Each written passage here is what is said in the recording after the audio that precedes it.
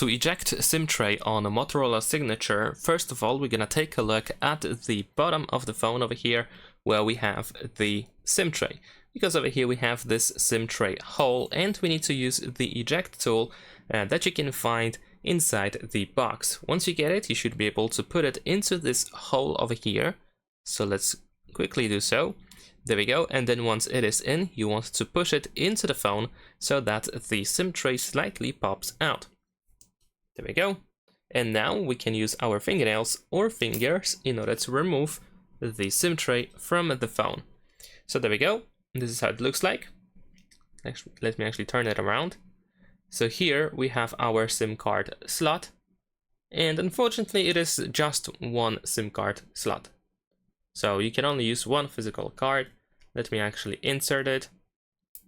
There we go. It should go in quite easily. Make sure to match the shape, of course, and make sure that the card does not stick out.